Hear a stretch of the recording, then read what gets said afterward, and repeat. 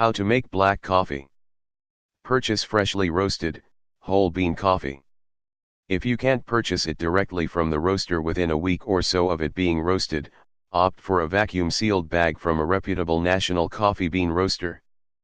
Purchase your own coffee grinder, or grind it in the store. If possible, choose a burr grinder in place of a normal blade grinder. For best results, grind the coffee fresh right before brewing each day. Experiment with different ground size.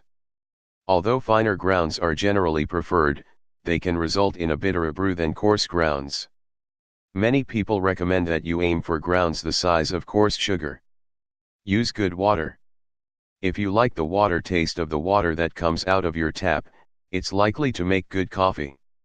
Softened or distilled water should never be used, but carbon-filtered water can reduce the chemical taste of some tap water. Minerals in water are important for the brewing process. Buy a kettle, a funnel, and unbleached filters for your pour-over brew. Most coffee aficionados believe that the pour-over, single-cup method provides the best, richest black coffee. Place the funnel on a cup that is big enough to hold your entire brew. Put approximately 3 tablespoons of ground coffee in the filter right before you're ready to brew. Serious coffee brewers focus on the weight of the beans, rather than the volume. If you prefer this method, aim for 60 to 70 g, 2 to 2.5 ounce, per liter, 4.22 cups, of water.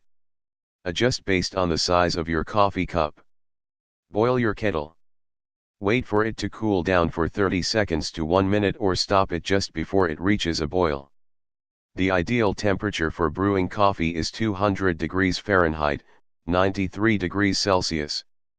Generally, the darker the roast, the less hot your water should be. For light roasts, use a temperature up to 207 degrees Fahrenheit, 97 degrees Celsius. For darker roasts, use a temperature closer to 195 degrees Fahrenheit, 90.5 degrees Celsius. Set your timer for 4 minutes. Wet the coffee with the first pour over, using a couple of ounces of water. Wait 30 seconds and pour again, repeating until the 4 minutes and the water are gone. Consider experimenting with a 3-minute extraction time. Be careful not to overfill the filter. You may find you like the results better with a shorter brewing period. Use a longer brew time for lighter roasts and a shorter brew time for darker roasts. Making black coffee in a machine. Buy your freshly roasted whole coffee beans in small batches. Beans that are exposed to the air or sunlight will go rancid. Purchase unbleached coffee filters that fit in your coffee maker. If you doubt whether your coffee maker has been cleaned in a while, take some time to clean it for the best possible taste. Run it on the cleaning mode, or a simple brewing mode, with a mixture of half distilled white vinegar and half water. Follow up with 2 additional brews with water to ensure that the vinegar residue has been completely removed. For areas with very hard water, include a larger ratio of vinegar to water. Repeat the cleaning every month.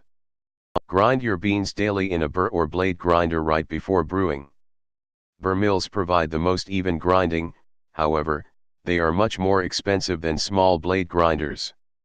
If you use a blade grinder, rock it several times during grinding to produce more even grounds. Try out different sized coffee grounds. The finer the grounds, the more flavor you will get from them, however, they can also result in a more bitter brew. Use approximately 2 3/4 tablespoons of coffee per 8-ounce cup. With time, you will see how many scoops of coffee beans will produce this amount of grounds. Adjust the amount to your taste. Opt to turn off the automatic warming feature on your pot. Most coffee makers are programmed to brew at a perfect 200 degrees Fahrenheit, 93 degrees Celsius, but the warming feature can boil the brew, making it taste bitter.